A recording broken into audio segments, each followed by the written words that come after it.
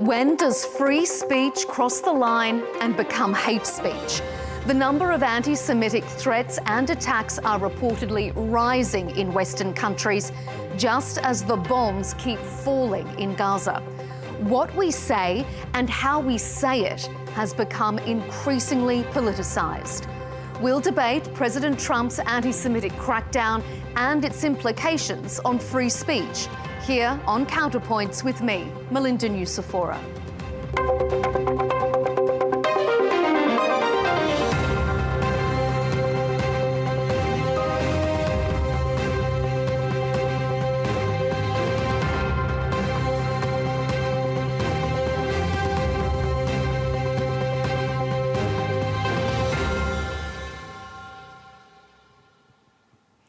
US university campuses have once again become a battleground for a war of words.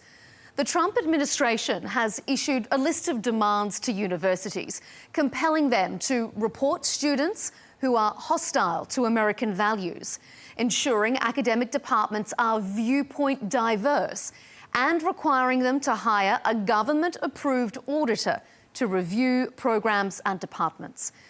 The president has accused the institutions of failing to protect Jewish students during pro-Palestinian protests, but opponents have likened it to the communist witch hunts of the 1950s.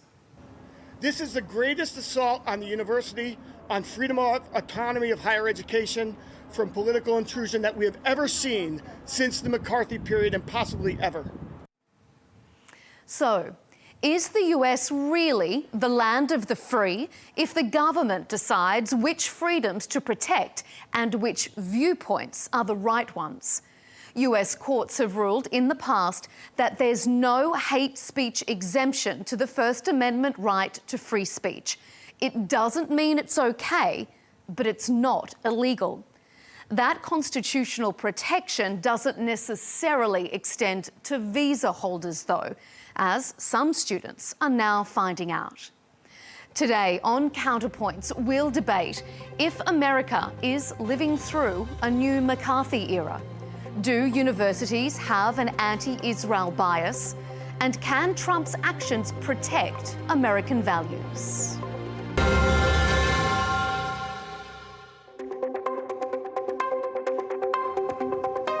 Welcome to Counterpoints on Al Arabiya English to discuss the Trump administration's battle with American universities and its students. I'm joined by Shabbos Kestenbaum, a Harvard University and PragerU personality who's currently suing Harvard for anti-Semitism. Stephen Bonnell, known online as Destiny, is a YouTuber who provides political commentary from a centre-left perspective. And Ahmed Eldin, a former adjunct professor at Columbia University and a journalist who writes on Substack. Gentlemen, thanks for being here on Counterpoints. Let's start with the most recent pressure being put on universities. This accusation that they've been hijacked by the left, that they're too pro-Palestinian and they're fostering anti-Semitism. The Trump administration wants to mandate opinion diversity on college campuses, is clamping down on student protests, and even using social media posts as grounds to revoke student visas. So, Shabbos, let's start with you, as you have direct experience with this. Is this pressure on universities and students and the protests justified? Absolutely, and I take issue with the question. President Trump is not issuing a crackdown on universities. He's issuing a crackdown on specific universities. He's not talking about Florida State University, University of Chicago, Vanderbilt, University of Michigan. He's talking about the most elite, the most corrupt institutions like Harvard that have a $54 billion endowment, which is more money than most countries' GDP, that was found 2 years ago to have discriminated by the United States Supreme Court, to have discriminated against Asian Americans and their admissions criteria. This is a university that consistently amplified and celebrated a culture of anti-Semitism and anti-Americanism. And I used to be in the pretty far left of the ideological spectrum. I cannot for the life of me understand why it's the same far left campus activists who have made a martyr out of Harvard University, saying that we must protect this institution at all costs. What happened to ending the oligarchy and taxing the rich and having billionaires pay their fair share? No one has been able to explain to me why an institution with $54 billion needs $9 billion in American taxpayer money, why they receive $800 million in in federal subsidies on an annual basis. And by the way, if Harvard does not want to accept this money, they don't have to. Trump is not forcing them to do anything. Harvard can say, we will only hire Democrats, which is what they're doing. We will discriminate against Asian Americans and white Americans and Jewish Americans. But what Harvard wants to do is they want to have their cake and eat it too. We want all of the money from the Americans, and we also want the Americans to go screw themselves because we will do whatever we want. It doesn't work that way. And Harvard is not saying it will only employ Democrats, and they are saying that they're happy not to take the money. So, Destiny, what do you think? I mean, shouldn't it be hands off our educational institutions if the US is going to say that it supports freedom of thought? Yeah, I thought that this administration came in saying that they wanted schools to decide how to educate their own students. It's interesting that the Republicans seem happy to dictate opinion or curriculum to an educational institution when it happens to be an educational institution that delivers opinions or students that have opinions that disagree with the current administration. I think that any American that has any value whatsoever to the idea of freedom of speech or freedom of thought or freedom of expression, especially on college campuses, should feel absolutely terrified that the administration is now running around and playing politics with attaching political mandates to grants that are being awarded to schools that do scientific research. I think it's absolutely insane that this administration is attacking some of our most well-known universities, our oldest universities, for ideological political purposes, which they've outwardly and overtly stated. And the fact is, even if you bow to the administration like Columbia has, there's no guarantee that it'll even lift any of the funding restrictions that they've put on you. So there's no, I think, good reason for Harvard to play along here. And I don't think anybody, at least that values freedom of speech, should be cheering any of these decisions on. Ahmed Eldin, to round out this first question, isn't there an argument, though, as what the Trump administration is saying, is that this is fostering hate speech, it's fostering anti-Semitism, and there should be no place for that on university campuses? I disagree that there's an argument there, and I just want to take a moment and take the macro lens for a minute. I mean, let's be clear about what we're debating. This is not an abstract idea, Melinda. We're witnessing the systematic stripping away of American civil liberties through a campaign that criminalizes not hate speech, but dissent and censors legitimate criticism of a foreign regime that is plausibly committing genocide. I'm bringing that up because we keep hearing that this is, from people like Shabbos and others, that this is about Judaism, that this is about anti-Semitism.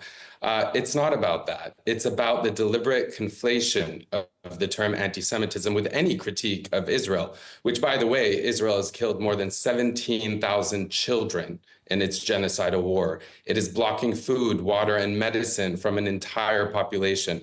The definition of a war crime. Israel's leaders have international arrest warrants issued against them by the ICC. It's killing paramedics and then lying about it.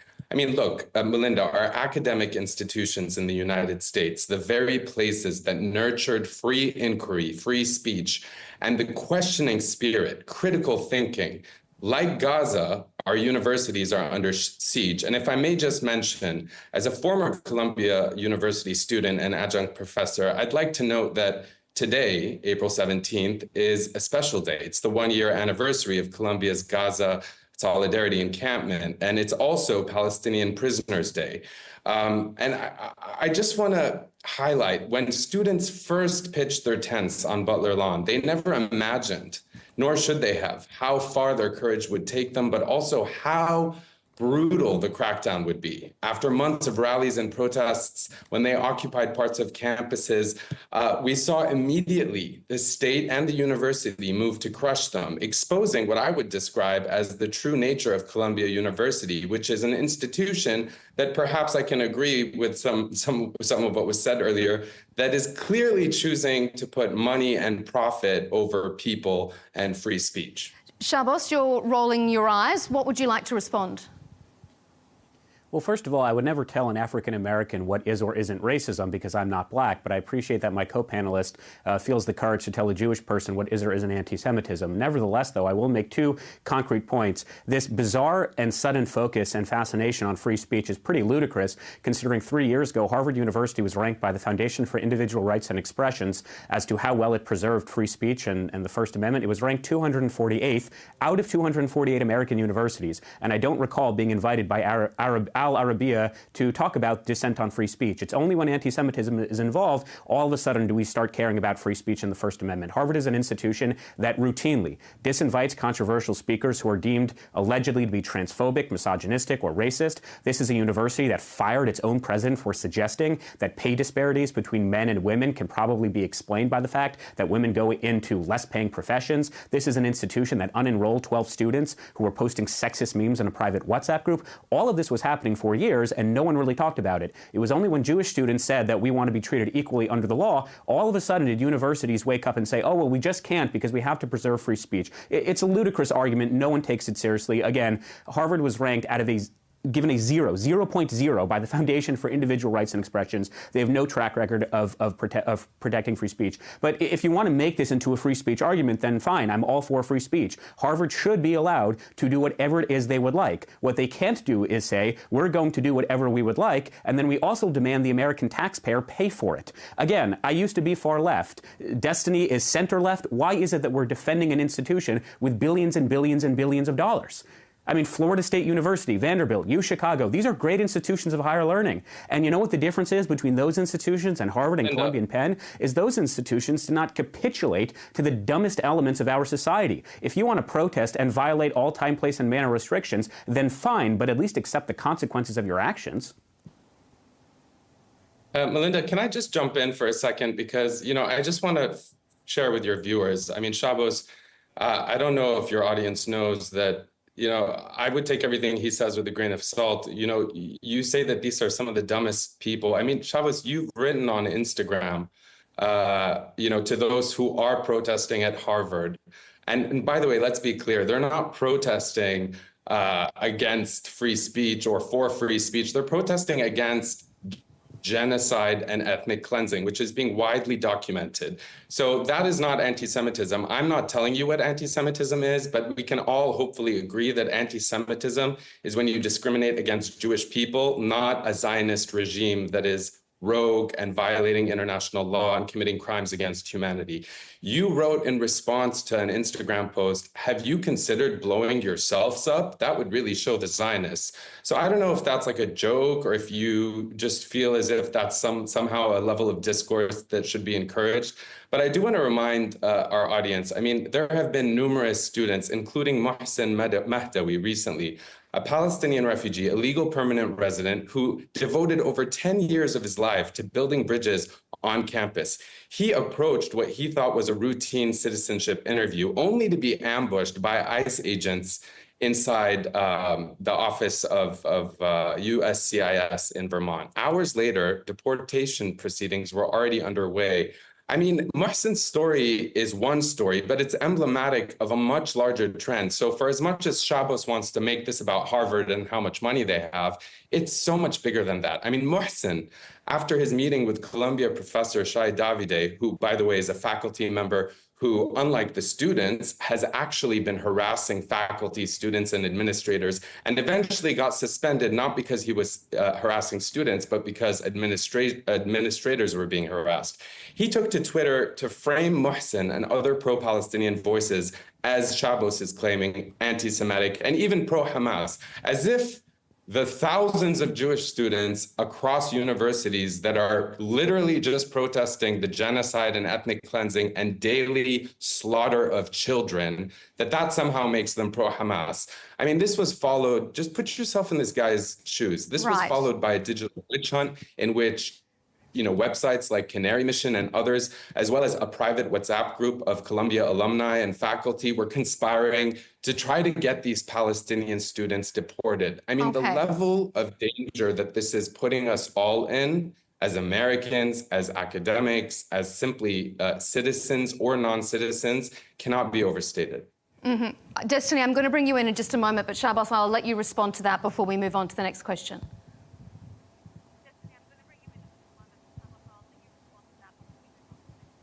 Sure. Well, thank you for exposing your academic dishonesty, because you've deliberately left out the first part of my comment, which is to anyone who is calling for an intifada, which for your viewers who don't know, the intifada was the indiscriminate bombing of nursing homes and school buses and nightclubs in Israel. Okay, we're not going to go back into a history lesson. Melinda, unfortunately, he's trying to justify his very hateful rhetoric, but that is not what that... You don't want me to explain just one thing at a time, Ahmed. Let's let Shabbos respond, and then Ahmed will come to you. Just a moment, Ahmed. Shabbos, he doesn't mischaracterize what the intifada is, because the intifada isn't that. The intifada is a resistance of oppression. Carry on. Shabbos? Okay, so by the way, if you want to understand why the American people really don't like these elitist universities, it's because of professors like that, who the moment a student starts responding or a student gives their own opinion, they have to interrupt. So as I was saying, the Second Intifada was the indiscriminate bombing of school buses and nursing homes and nightclubs to kill as many Jews as possible. Palestinian terrorists would start blowing themselves up all over Israel. My cousin was killed during the Second Intifada. So I've been very clear for any student who believes that we have to bring the Intifada to America, which is what they're chanting at all these universities, then great, blow yourselves up and leave American students alone. If you believe in terrorism, then go do it somewhere else. And I never once characterized free speech and protest as anti-Semitic. What I do characterize as anti-Semitic is when a staff member at Harvard University challenged me to debate him in a secluded underpass as to whether Jews orchestrated 9/11, then posted a video of him waving a machete with a picture of my face, saying he's coming after me and is coming after more than blood. You know what's anti-Semitic? Drawing swastikas on the posters of Jewish hostages like Kfir Bibas, who's a 9-month-old baby, and writing, "His head is still on, where is the evidence?" You know what's anti-Semitic? Following Jews like myself on my way to class during the encampments and recording us. All of those things are anti-Semitic, and it has literally nothing to do with speech. I never once made the point that free speech and exercising your First Amendment rights is anti-Semitic. This has nothing to do with speech, and it has everything to do with criminality and discrimination. And in the same way, the federal government withheld funds from racist schools that refused to integrate in the 1950s. In the same way, the Obama administration tried rescinding and withholding funds from schools that he deemed transphobic or sexist. So too, we should rescind funds and withhold federal funding from any institution that does not follow the law and its federal mandates under Title VI of the Civil Rights Act. It has nothing to do with speech, and all your listeners can Google exactly what the Intifada was. It was the murder of Jews indiscriminately. Okay, Destiny, I'm going to let you respond to what we've been hearing before we move on to segment B. I mean, when we hear, two clearly polar opposite views, when you hear that and you think about those views clashing on US university campuses, I mean, what is a way forward? Is there a way forward? I mean, it's a conversation. I mean, Israel-Palestine is a debate older than anybody here, of course. None of this conversation matters. None of it's relevant to what's being discussed. People can have their viewpoints on this. The reality is if you come into this conversation pretending that the Trump administration cares about anti-Semitism or is trying to save Jews on campus, it's just a lie. Trump is targeting institutions that he feels doesn't agree with his political viewpoint. He's doing the exact same thing with his numerous executive orders targeted towards lawyers, targeted towards law firms, targeted towards the ex-head of CISA. All of these people are being targeted because they have political disagreements with Donald Trump. That's why Columbia, that's why Harvard are being targeted. He might use the anti-Semitism thing as the reason to do it. But if you think that somebody's violating some part of the Civil Rights Act, if you think that a school is acting in some way that's criminal, then go through the criminal process. This administration has demonstrated time and time again that they completely disregard process, they don't care about rule of law, and that they will do whatever tactics they can to bring people underneath their influence and to try to crush them until they have to go along with whatever the Trump administration likes, such as, for example, the recent law firms that have now donated over, $500 million of pro bono work to take themselves out of the crosshair of the administration. Again, like, we can go back and forth all day about, I mean, I think it's undeniable that there is a massive undercurrent of anti-Semitism with a lot of the protests at these colleges, but I thought the conservatives said that we should never have hate speech laws, that we shouldn't outlaw hate speech. If people want to protest, if people want to be anti-Semitic, if people want to be anti-Palestinian, if people want to be racist or hateful, you have the right to be that. If you think that an administration is doing this or facilitating this in a way that's violating their obligations under any kind of federal statute, then hold them accountable as such. Don't come out here with these open letters and pretend that you're following some process when it's really just a form of political bullying. Okay, let's move. Ahmed, really quickly before we move on. If I can, Melinda, I'll be brief. I just want to correct the record. I mean, intifada, certainly. I mean, you said that the reason people hate professors Shabbos is because they interrupt. I interrupted you because you are misleading and you are spreading misinformation and you don't understand clearly what the intifada is. You claim it's about the indiscriminate murder of Israelis. That's not the case. I don't want to get bogged down in it, but I want to clarify it. Intifada is an Arabic word that literally means shaking off. And in the Palestinian context, it's understood to mean a civil uprising. In fact, the first Palestinian intifada erupted in Gaza after 4 Palestinians were killed when an Israeli truck collided with 2 vans that were carrying Palestinian workers.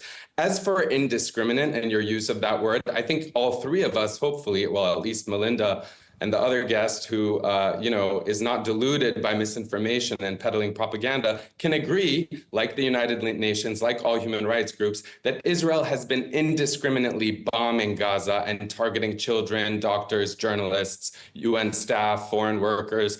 Anyway, Melinda, all of this is happening, and I hope we can discuss this as well, because I think it was an interesting point that the last guest brought up. This is happening across the US, where the Department of Homeland Security is also simultaneously combing through social media accounts of 1.5 million foreign students, searching exclusively for, quote, anti-Semitic activity. And even though the previous guest said, and the reason I put it in quotes is because when we say there is massive evidence of anti-Semitism amongst the protesters, let's just distinguish. Anti-Semitism is not simply calling for the dismantling of the Zionist state. That is not anti-Semitic. Indeed. And we are going to come to that combing of social media in our next segment, but I just quickly want to get a little bit of time on our second segment about this politicizing use of language.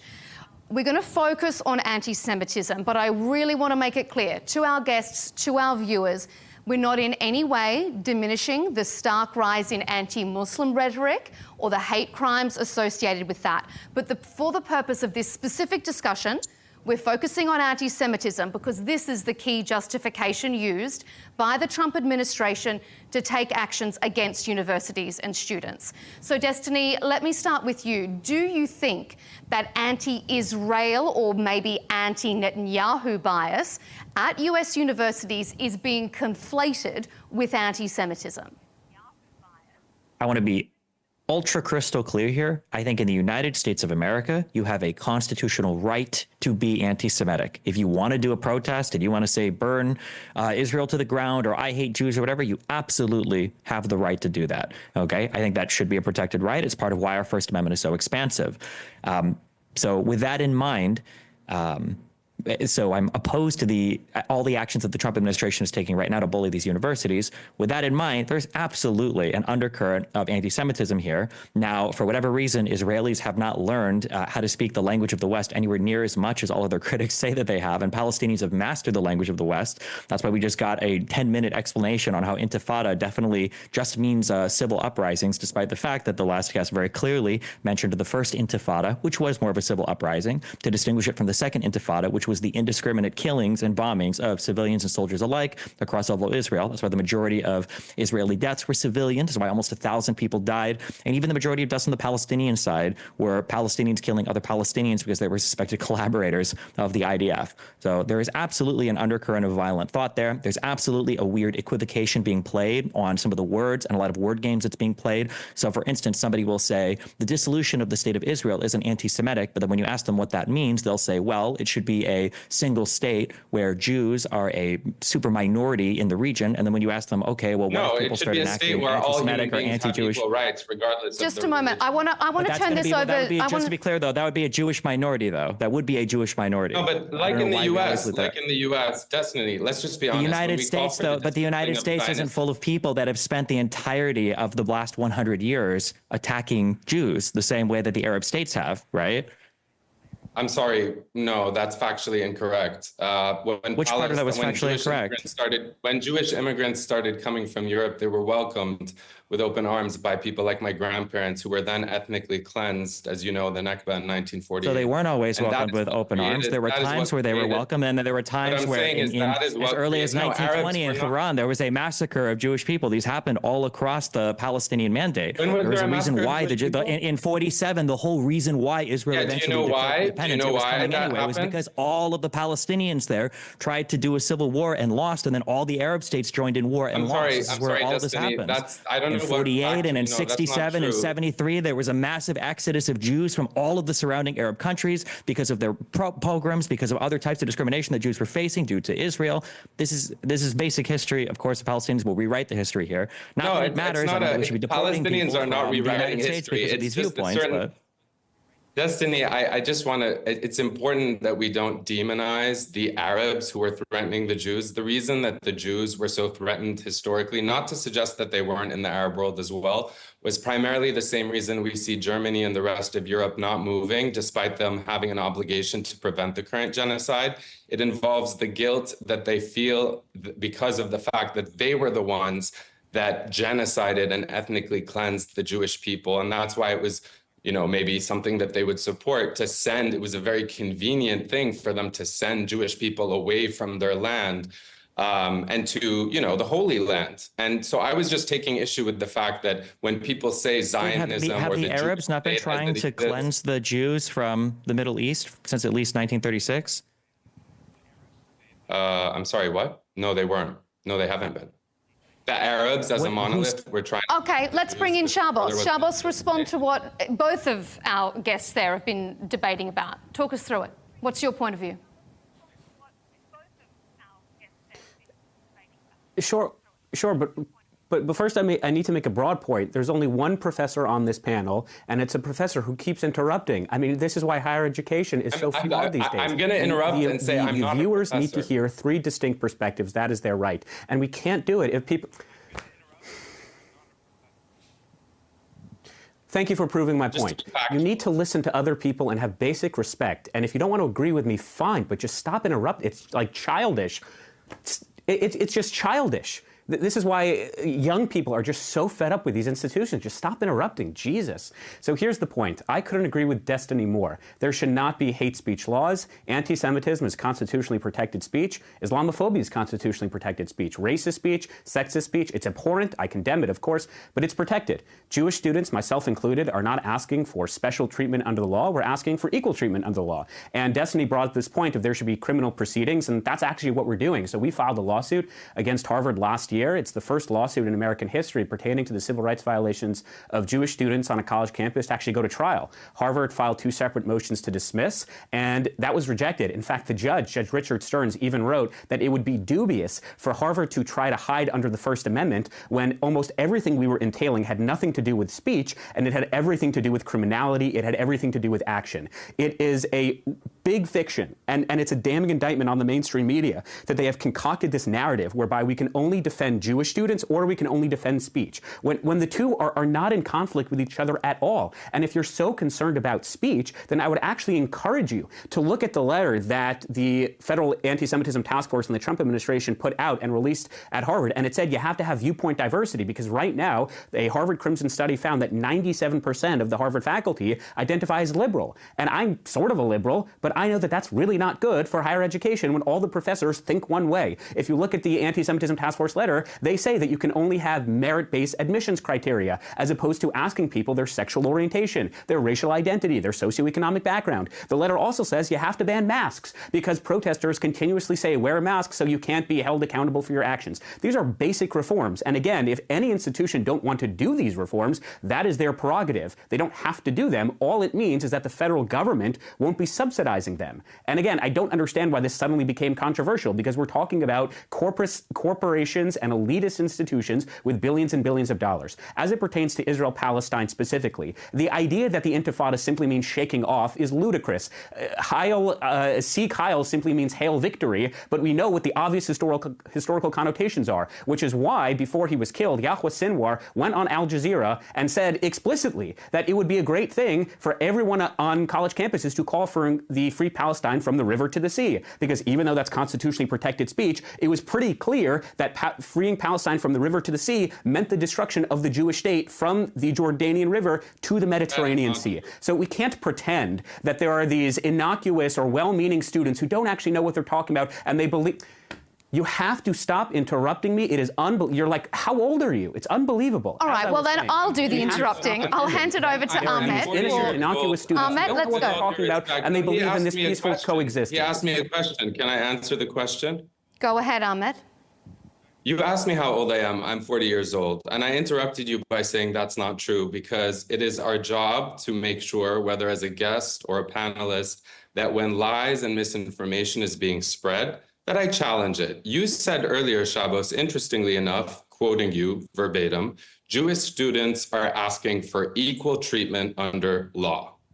That is exactly at the heart of the movement to liberate the Palestinian people from oppression, occupation, and apartheid. Because as I'm sure we can all agree, Palestinian students, journalists, doctors, mothers, inside of Israel, inside of the West Bank and Gaza, are simply asking for the same thing. Why not treat them equally under law? And by the way, when you bring up, from the river to the sea and how we can understand that to mean that they want to genocide the Jews, that is your interpretation, and you're using that for certain reasons. That is also in the Likud charter. So when Netanyahu and others say it, including Jewish people on campus, they're not penalized, they're not prosecuted, it's not controversial. But when Palestinians who have suffered from decades of oppression, occupation, and ethnic cleansing, as we're seeing in our feeds every day, simply say, from the river to the sea, Palestine will be free, they're talking about their historical land, which has been taken from them. Now, I don't want to get sidelined into how old I am and why I'm interrupting you when you're spreading misinformation. What I want to agree with Destiny on is that we are seeing, this purge of voices, not voices that are anti-Semitic, but voices that are challenging Israel's countless war crimes.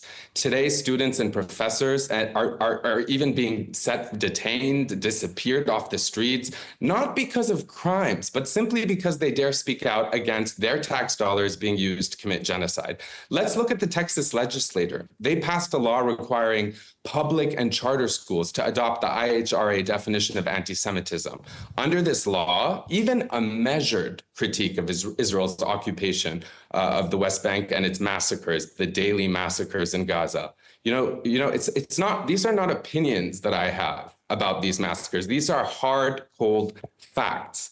That they're killing or injuring 100 children a day since they violated the ceasefire. That's the United Nations, not me. But maybe, I wouldn't be surprised if Shabbos thinks like Israel and everyone else that the United Nations is Hamas. The point is, Melinda, teachers and students are being disciplined, being disappeared, for even recounting the historical reality of the creation of Israel, which is a history rife with documented massacres of Palestinians and acts of ethnic cleansing. And not only does this directly violate the Constitution and First Amendment, but it also violates the spirit of academic freedom that I think is so coveted by so many people around the world when it comes to higher education in the US. So Melinda, I think we must ask if the goal of the Trump administration was really to combat real anti-Semitism, which I admit is a major issue, not just in the United States, but around the world. Why are we not prosecuting the KKK or the neo-Nazis chanting hateful slogans at Charlottesville? It's because this isn't about protecting any community or any human beings in the US. It's about shielding Israel, a rogue state that is committing genocide, from any accountability for its crimes against humanity. Okay, I'm going to bring Destiny in on that comment in just a moment, but Shabbos, I saw you raising your hand, so I'll give you a quick right of reply, and then Destiny, I've got a question for you on what Ahmed just said.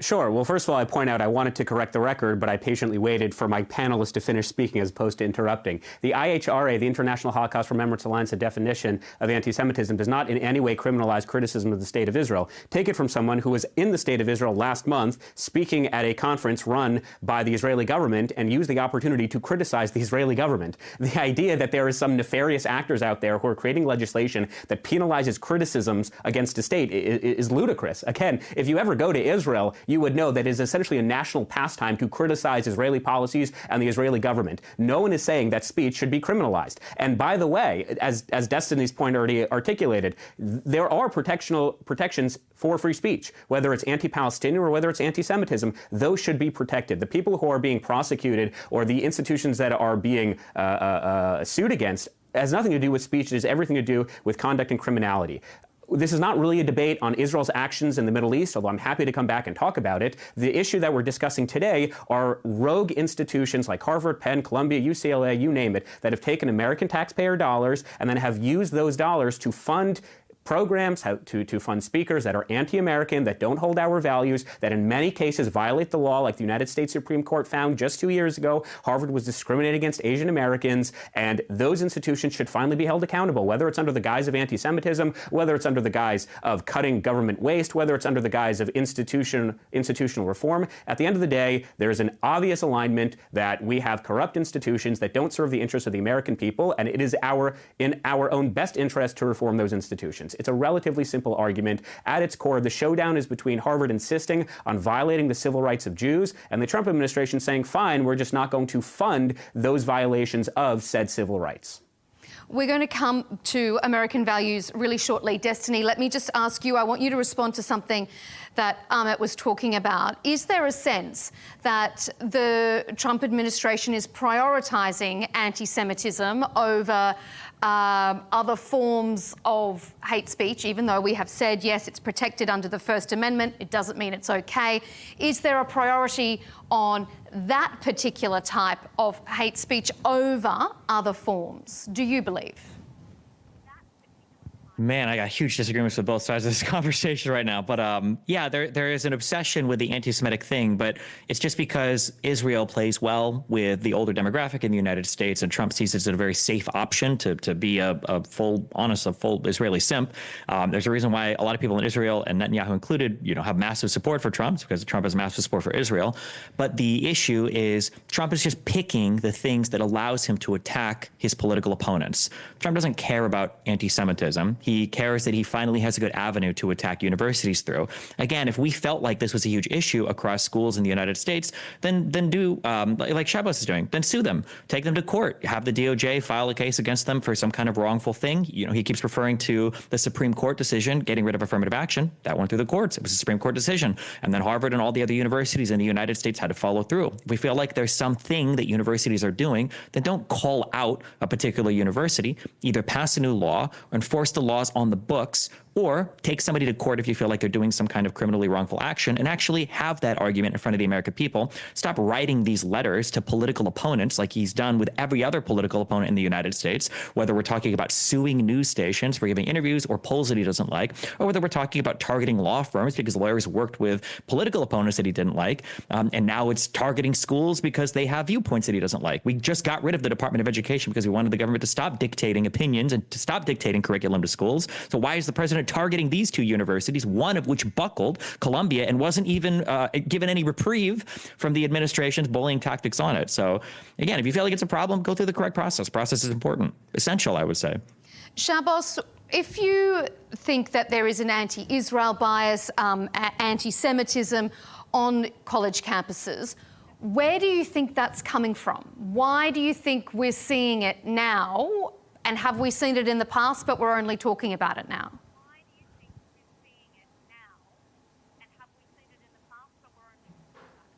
Sure. So again, it's not just to do with an anti-Israel bias. No one is talking about the importance of curtailing speech and people's political opinions. Look, it's obvious that these institutions have a far left bias, but that's not the issue we're discussing. Where does it come from? Look, at its peak, Harvard was 25% Jewish. Today, it's 4% Jewish. It's not because Jews got dumber over time. It's because there's been a deliberate and systemic campaign to crack down on the amount of Jews at Harvard University. I'm not saying we're victims in this case, but I am saying that I believe through the DEI process, where you create a victimhood Olympics, where you rank people based on their sexual orientation, their racial identity, their socioeconomic statuses. Jews have the misfortune in the United States of being mischaracterized as white. And whether it was 4 babies or 40,000 babies who were beheaded on October 7th, it really doesn't matter because, as my classmates will tell you, as they've told me to my face, resistance is justified when people are occupied. It's the same reason that people my age, people 18 to 26, overwhelmingly support what Luigi Mangione did of killing the United Healthcare CEO Brian Thompson. Why? Because if you are a victim of this society in this really grandiose, non-tangible way, then you could kind of do whatever you want to get rid of that unjust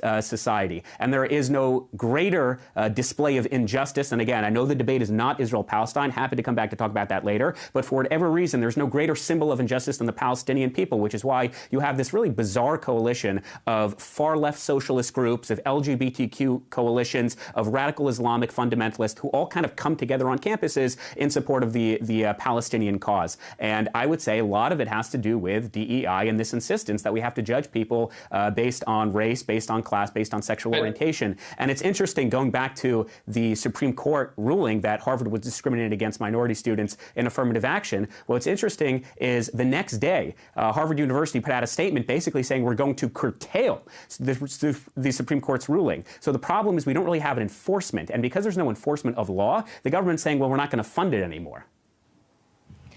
Melinda, if I may just correct the record, or at least answer his really briefly for me, though, Ahmed, before I move on to Destiny, please. Okay, well, go ahead. I don't need to interject if you don't want me to. They just No, go ahead. Go ahead. We want to hear what you have to say. Well, I just want to say the reason that, LGBTs and other people, as he referenced, are coming together, it might just be because they're marginalized groups who know what it's like to be so perpetually dehumanized by the political and media establishment. And there's this thing, whether you like it or not, called intersectional resistance, which is people who are marginalized, who are dehumanized, coming together to rally behind each other. Also, if I can add, it seems history is repeating itself. Columbia University, again, where I was a professor and I'm no longer a professor of Shabbos, in 1933, you might know or have studied that Columbia students protested Nazi violence against Jews. And in a stunning reversal, we saw the administration welcome the anti-Semitic Nazi ambassador, Hans Luther.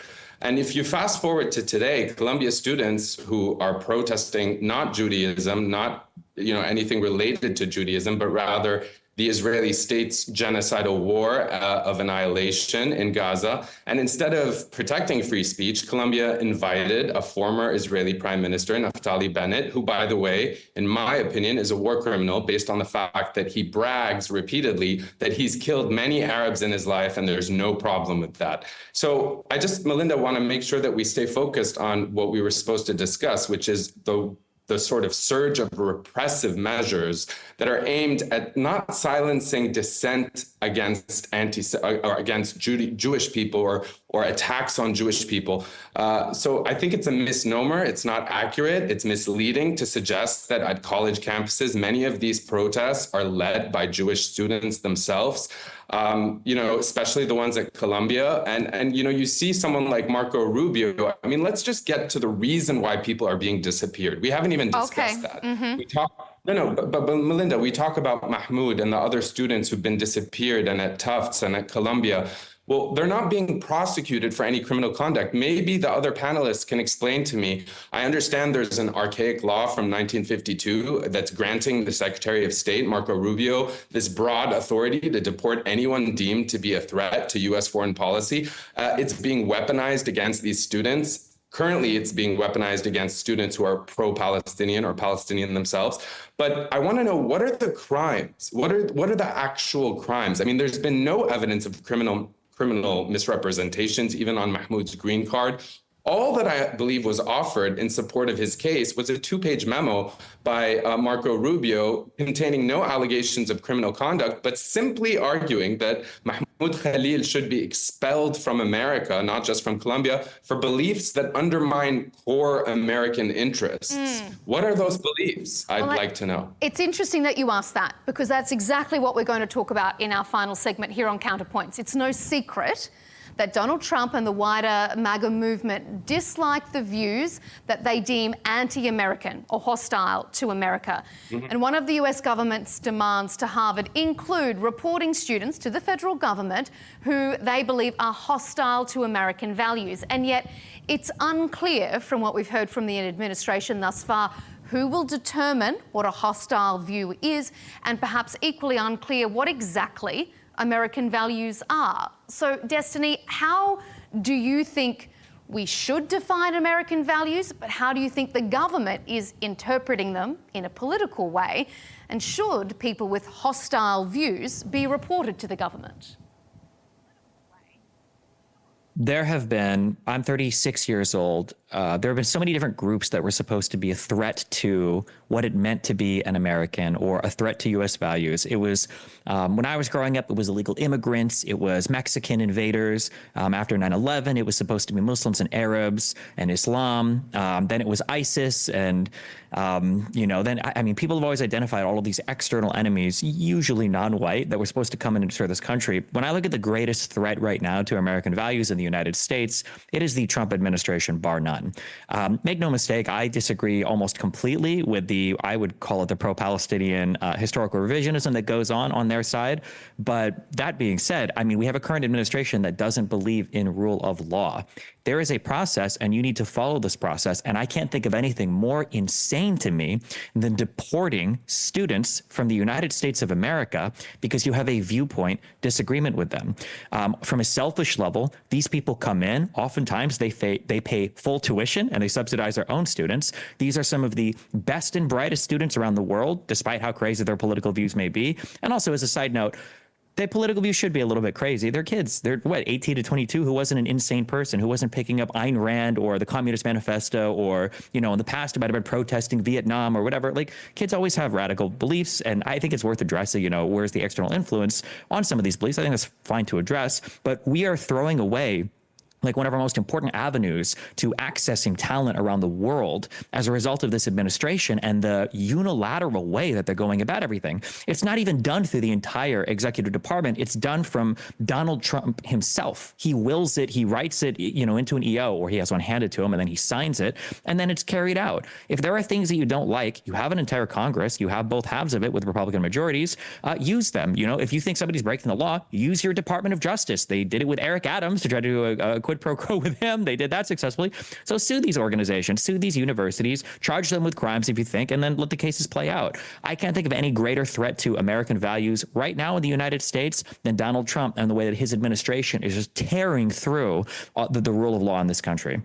Shabbos, what do you consider to be hostile values, and do you think, is it legal that those people are deported?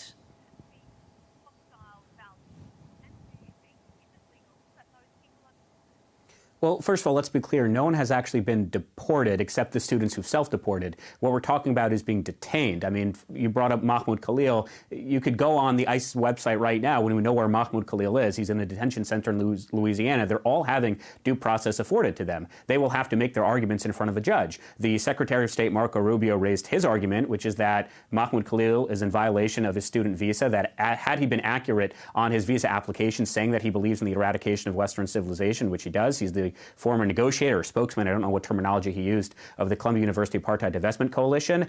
He was in charge, or again, negotiating, while the students were occupying Hamilton Hall, which was a protest that not only vandalized private property, but also sent police officers to the hospital, took a maintenance worker hostage. So had he said that that was going to be his intention, there would be no way he would be given a student visa. I actually lived in Israel for 3 years on a student visa. And when I got the student visa, there was a contract I had to sign. And it basically said, well, if you don't follow our laws, we will deport you back to the United States. And that kind of made sense. It's not Islamophobic, it's not controversial, it's not bigoted, it just makes sense. You have to follow the laws of your own country. So Marco Rubio has said under the INA, he's in violation not just of his student visa agreement, but also of the fact that he goes against United States foreign policy. And again, whether that will be a strong argument or not, that's up to the judge to make. The judge has already ruled that Mahmoud Khalil is eligible for deportation. So he's having his due process rights afforded to him. We will see how this plays out in court. But again, the mainstream media has really concocted this narrative that Trump is just picking people off the streets and sending them back to wherever they came from. It's just not true.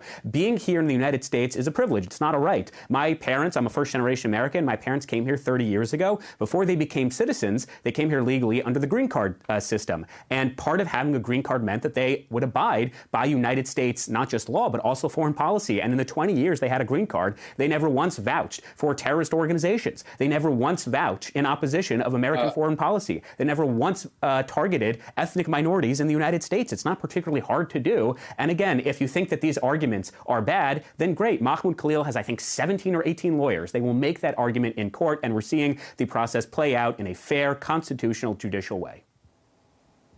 It's laughable that you're describing it as constitutional, but I agree with you. Marco Rubio, let's remember, who once built his political career warning about cancel culture on college campuses, is now the same person championing policies that cancel visas and arrest students, not for hate crimes, not for violating the law, as was just suggested by Shabbos, but for anti-Israel protests. His transformation, Marco Rubio's, from defender of free speech to enforcer of a foreign policy agenda is pretty striking and very ironic. And I just want to mention history for a second, since Shabbos took a little trip down history lane. History does offer us a very sobering lesson. In the 1980s, sanctions, boycotts, media scrutiny, and mass mobilization is what helped bring an end to the unjust apartheid regime in South Africa. It wasn't moral clarity alone, it was mass activism and global solidarity. And I think that's what terrifies the proponents of Israel's policies, that same model of student-led dissent. That's why we've seen such a crackdown in the United States, because that's what helped dismantle apartheid in South Africa. And it threatens the Zionist state's unyielding grip on campus discourse through U.S. political and media establishment. But escalating censorship against Israel's critics is not changing Americans' minds about Israel's destruction and annihilation and genocidal war in Gaza. In fact, it's worth mentioning, a new Pew Research Center poll shows a dramatic drop in public support for Israel. And that's not because of the student protesters. That's because of Israel's daily actions of committing atrocities against a defenseless population, targeting civilians, targeting medics, lying about it, as I've mentioned. And I just want to say, at the University of Colorado, a university we haven't discussed, Melinda, a professor attacked his students for merely protesting his class on building weapons for Israel. Across the Atlantic, it's not just in the United States. It's important that we take a bigger, broader picture, because you're joining us. We're each joining you from somewhere else. You live in Dubai. I mean, we see the same pattern. In the university in Amsterdam, students occupied a campus building just the other day demanding transparency. Their only demand was transparency about the institution's ties with Israel. And they were met with brutal police action by Dutch Secret Service and plainclothes officers. In Germany, half of university students, in a recent poll just a few days ago, believe that Israel is committing genocide in Gaza, a fact not of mere opinion, but that's attested by this government ministry poll. So, it's no coincidence, I can agree with the other guests, Melinda, the very platforms, campuses, and social media that once nurtured the seeds of progressive change are now being targeted by Israel. And they're doing it through American politicians, through American business owners and corporations. I know this might seem like an overstatement, but the implications of what the Trump administration is doing, just to agree with Destiny for a second, by subordinating our constitutional rights to the whims of foreign policy and who is deemed a threat. I mean, we are not just endangering academics and students, we're undermining the integrity of American democracy. When the voice of dissent becomes punishable by some law, when speech is policed by standards that are designed to protect a specific national interest abroad, it's not even about America. I mean, Americans should be asking themselves, what kind of country do we want to live in?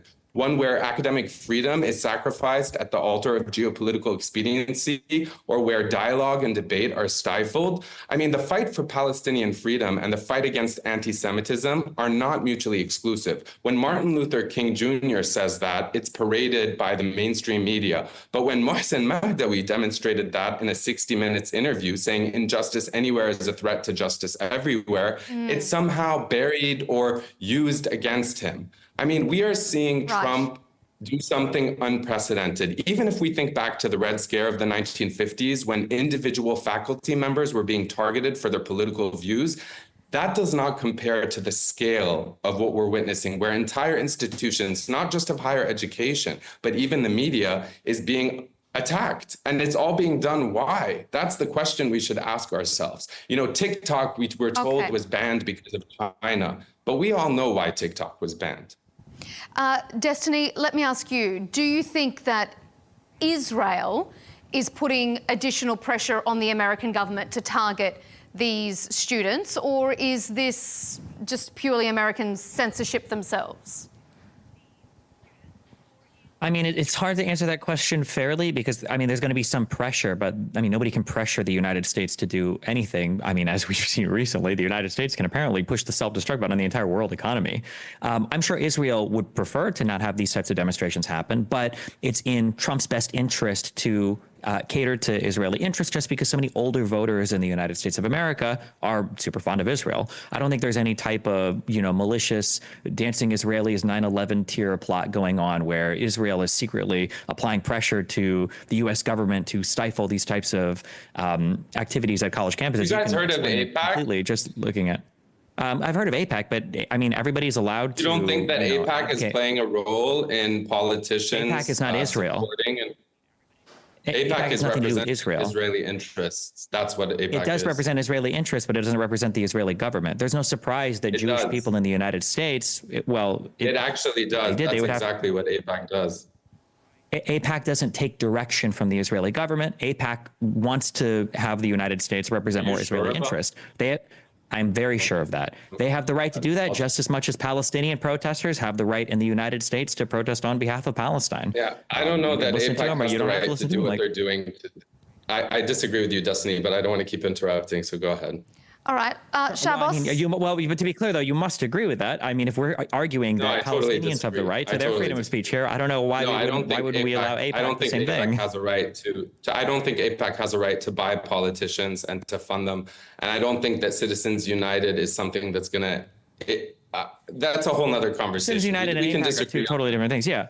We got to, okay, I would. No, but I think they facilitate, the same crisis in American democracy. And I think they're contributing. I mean, this is not just about higher education. What we're seeing the Trump administration do because of groups like AIPAC who have far too much control the American the United States system. of America. No. These are facts. I mean, I can give you, I'll happily send them to you, Destiny, later. I mean, the amount of money that AIPAC puts into American politics is very problematic. It's very problematic for our liberties. Older American citizens support Israel. That's the reality. It's not just because Israel buys them off. That was the case. They'd buy off kids too. Kids are cheaper than adults to buy off. It's Americans. No, they're buying off the politicians, not the kids. But look, I think what we can agree on, Destiny, rather than disagreeing on AIPAC, is that this is much bigger than just delegitimizing higher education. I think what's happening is they're trying to crush critical thought itself. And that's something that Trump has said he wants to do, whether it's to chase another third term. I mean, they're silencing opposition. And they're attacking not just higher education. As you said earlier, it's linked to the assaults on law firms, on the press itself, on civil society organizations. Anybody who holds a mirror to the governmental authoritarianism that we're seeing. They claim, of course, to be all about protecting free speech, but it's only if it's speech that echoes their own narrative. So we should not forget, Melinda, that these funding cuts at universities are deliberately undercutting research in critical areas that benefit everybody in the world, like Parkinson's and cancer studies. And it's also damaging America's global contributions in the fields of medicine and public health. I mean, this is just, to me, another facet of the Trump administration's effort to diminish America's international relevance. And you might think that's laughable, sabotaging what I think is not just our soft power, but our foundational contributions on a global level. And that's why we've, even US aid and the federal funding that's been cut. I'm here in Tunis. There are thousands and thousands and thousands of people who've lost their jobs because of the cuts in terms of federal funding. And whether we think that's good or bad, I mean, if we take a macro perspective, just very briefly, Melinda, this struggle is not unique to the US. From Belgrade to Istanbul to Berlin to Amsterdam, students have been rising up, united by a single demand: to end corruption, to end injustice. In each city, we're seeing the response be very, very oppressive and repressive. Tear gas and arrests, intimidation, silence, disappeared off the streets. I mean, this isn't a series of isolated uprisings. I really believe that we're in for a global youth rebellion against a ruling class. And I keep hearing Destiny say that the reason Trump's doing this is because it appeals to older generation. They believe in, they're in fact the only demographic that views Israel favorably. And that's because they are not witnessing the truth on social media because they don't use social media the way younger people do. And so all I'm saying is we're seeing a fracturing across generations, across the world, between a generation that refuses to be silent and to be complicit in ethnic cleansing, colonialism, and genocide in 2025, and an establishment that fears their voices and fears what happened against Vietnam and fears what happened against South Africa. I think this is a moment of great repression, but it's also a moment of great possibility, because when students everywhere unite, there is a chance that we can expose the system that is no longer functioning. Shabbos, round us out for our conversation. Do you think that the Trump administration's actions are going to diminish America's standing globally? Is it going to make people question whether the American government is interfering in the thoughts and the education of their students?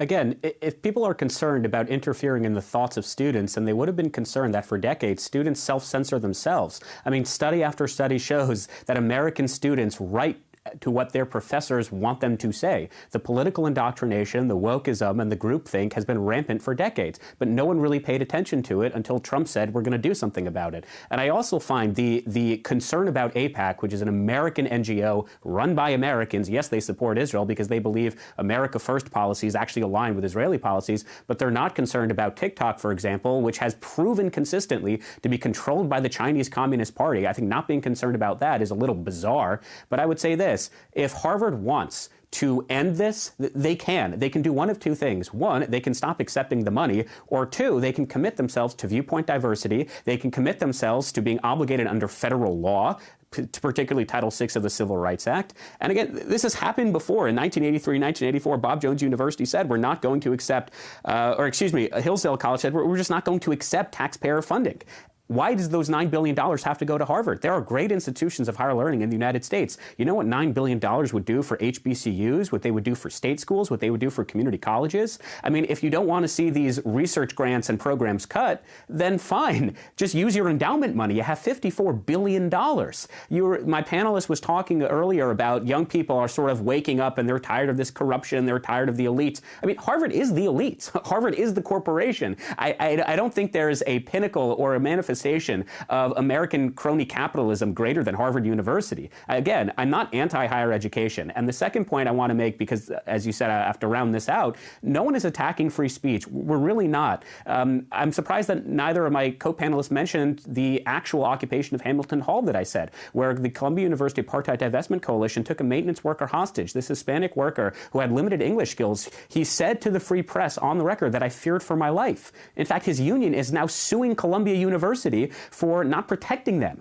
And in this lawsuit, they talk about that day after day, there would be swastikas painted at Columbia, and the professors, or excuse me, the administrators would just tell them, just cover it up. And this would happen day after day after day. So if you really want to stand with the working class, then you would stand up against the elites at Ivy Leagues who believe that rules don't apply to them. I mean, someone like Mahmoud Khalil, because his name was mentioned, why would we want him in this country? This is someone who took part and actively encouraged students to do these things. And if he had said on his visa application that he was planning on doing these things, guess what? He would not have been granted a visa. And broadly speaking, I believe this country is facing a crisis of accountability. Whether it's the subways of New York, whether it's the streets of LA, or stop interrupting me, whether it's the subways of New York, whether it's the streets of LA, whether it's our college campuses, people need to be held accountable. You know, it was called a letter from a Birmingham jail, not a letter from, my cushy office at Columbia University. If you want to break the laws, if you want to violate internal policies, then fine, but you have to be held accountable. I mean, we're talking about relatively educated and intelligent people. And just so you know, that's why I'm interrupting you, because I'm trying to hold you accountable when you spread lies about what Mahmoud Khalil or anyone else was doing. It's important to be held accountable. We can agree. That's why I interrupt you, not to interrupt you. Destiny, any final word from you then? And again, I appreciate it because you've so masterfully exposed to the American people why there's no trust in higher education. Could you not interrupt Destiny, as you said? You're interrupting Destiny. Thank you. Well, I think he has like a 7-second delay. It's a long delay, so I'm assuming that was by accident. Yeah. I agree that holding people accountable is important. I agree that following the law is important. One thing that I wish more people would realize is when there is no due process, you have no rights. There is no right afforded to you or to anybody else when there is not a process by which the government is following in order to ensure that you're being prosecuted in a fair and legal manner. So if we think that there are people that are doing things that we don't like, then we should hold them accountable in a way that we recognize we're supposed to through the process and the laws that are on the books. I don't like this idea, and it's a whole separate conversation, and I understand we don't have time for it now, but this idea of saying we're going to hold certain students accountable because we've designated Hamas as a foreign terrorist organization. And now we're going to say support for that organization looks like a protest in favor of that organization.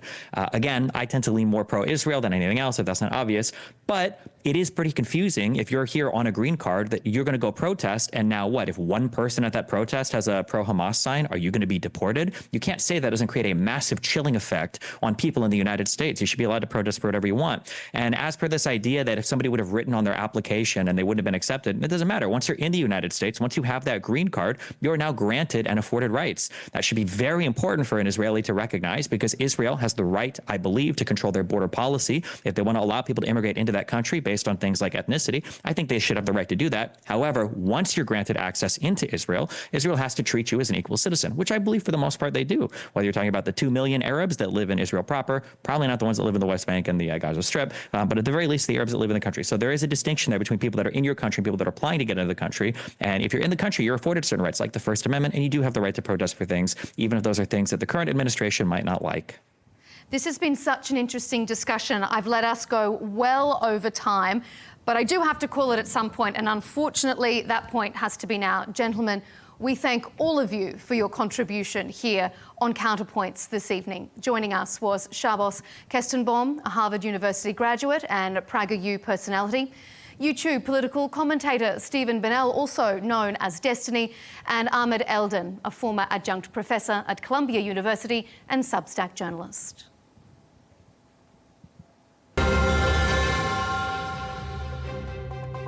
And thank you to you at home for tuning in to Counterpoints with me, Melinda Nucifora, on Al Arabiya English. You can, of course, catch all our debates by subscribing to the Al Arabiya English YouTube channel and following us on X and TikTok. We'll see you next time.